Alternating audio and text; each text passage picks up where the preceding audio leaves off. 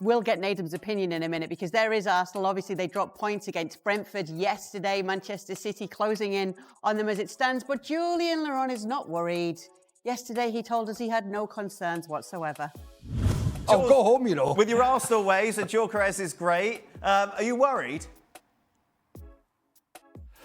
No, and I don't think anybody should be worried. Why would you be worried for? 4 points, Jules. But 4 points, it could well be 6, not this weekend because the FA Cup, but the following weekend.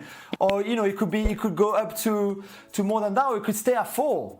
And, you know, City will have to play Brentford. Okay, it'll be at the Etihad, but they will still have to play Brentford. City are not going to win every single game between now and the end of the season. Neither will Arsenal. He's No, I'm not worried. I promise you. That's too much.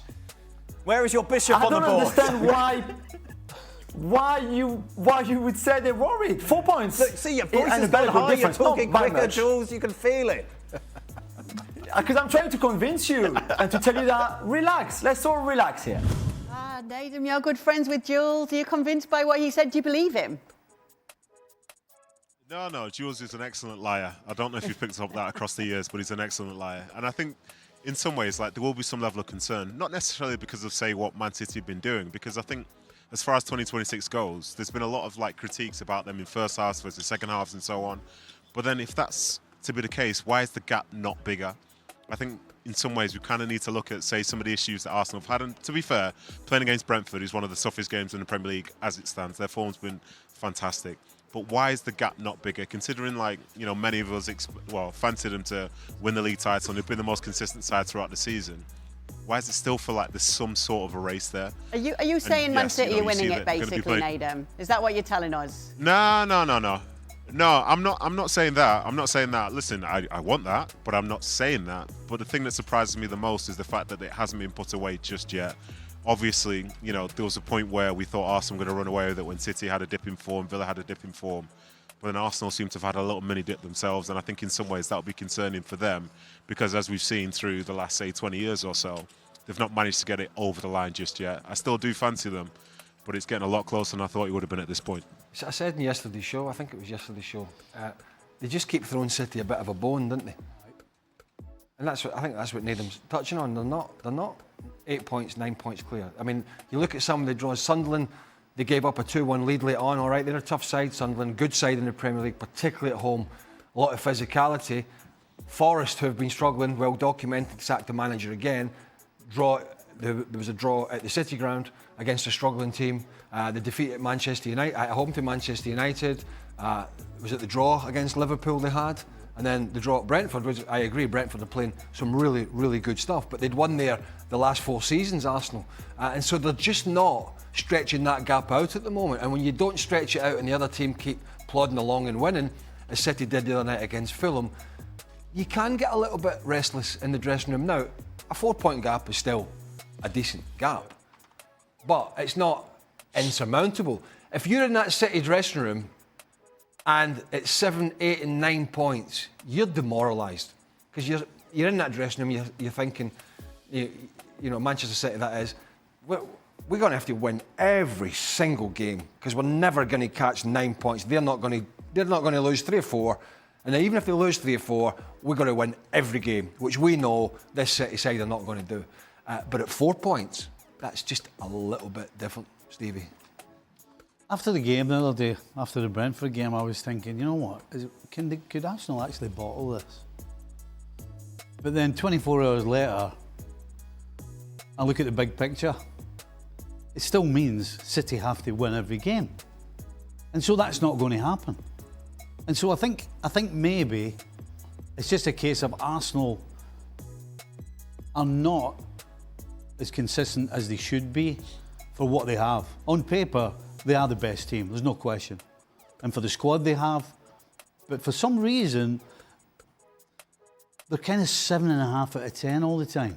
You know, the best team that wins the Premier League should be at least 8.5, week in and week out, and maybe lose the odd game, or maybe drop the odd point. You can't argue that Arsenal are dropping way too many points, but they're still 4 ahead. And it still means that they have to win. We have to lose. They're going to have to lose at least 3. In my opinion, they're going to have to lose probably at least 4 games between now and the end of the season. But draws, Stevie, it could be draws. it could be. Each other.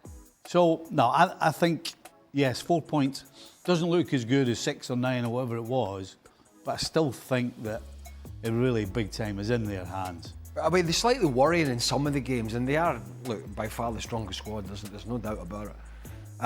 And again, one of the things we talked about with Julian yesterday, which he was equally unworried about, was Gyökeres. And it's not just that Gyökeres is unconvincing, it's the fact that, again, we discussed this yesterday, even just take this game in isolation against Brentford. Have a good think about how many chances Arsenal created for Gyökeres. I can hardly think of one. It's just not that he's missing chances all the time. It's the fact that they're not creating them. In fact, Brentford and Thiago, who's having a great season, they were so much more of a threat. He was so much more of a threat to the Arsenal centre-halves than Gyökeres was to the Brentford centre-half. So I think at times they're going to have to figure that out. Julian said it's going to be horses for courses, depending who plays. If it's Gabriel Jesus, whether it's Gyökeres, whether it's Kai Havertz, my God, whether it's Mikel Merino up there, who's done as good a job as some of the strikers. But ultimately, Gyökeres was brought in as 60 to 70 million, number 9, to score goals. And he's not doing that, and hence Arsenal are not running totally clear at this I moment. think that's a bit of a guise, though. What? Julian, it's horses for courses.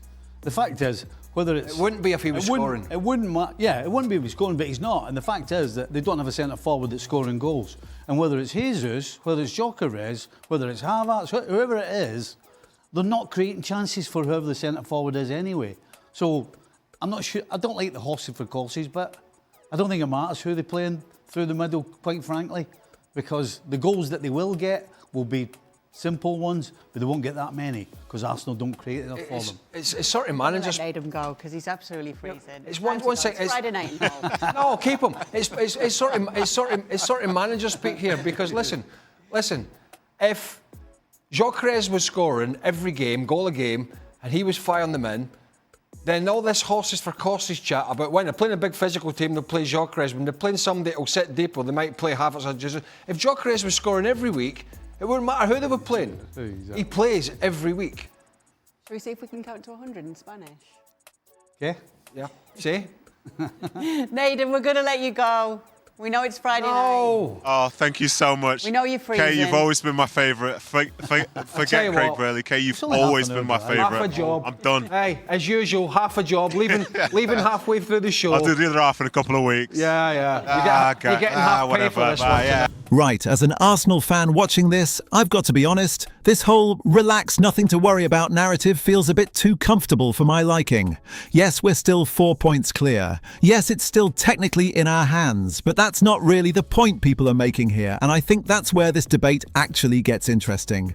Because if you zoom out, what's bothering fans isn't Manchester City suddenly becoming unstoppable, it's Arsenal not killing this race when they've had the chance, and that's the frustration.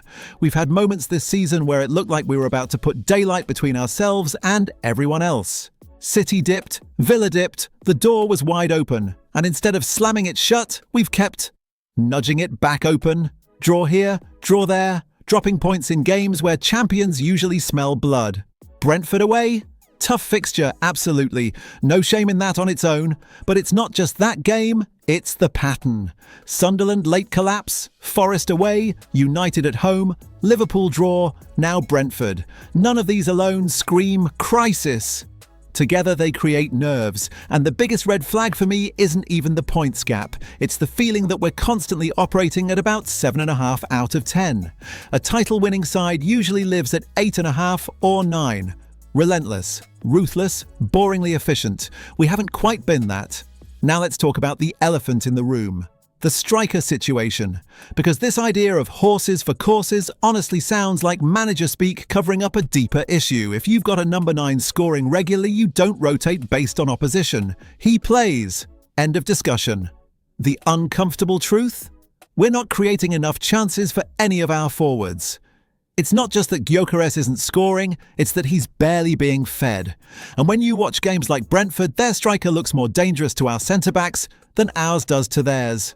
That's not a personnel issue, that's a system issue. So no, I'm not saying Arsenal will bottle the league. No, I'm not saying City are guaranteed to catch us. But pretending there's nothing to worry about, That's disingenuous. This title race should already feel done. Instead, it still feels alive. And that's on us. The positive? We're still top. We still control our destiny. We still have the best squad in the league. The concern? We're letting teams hang around.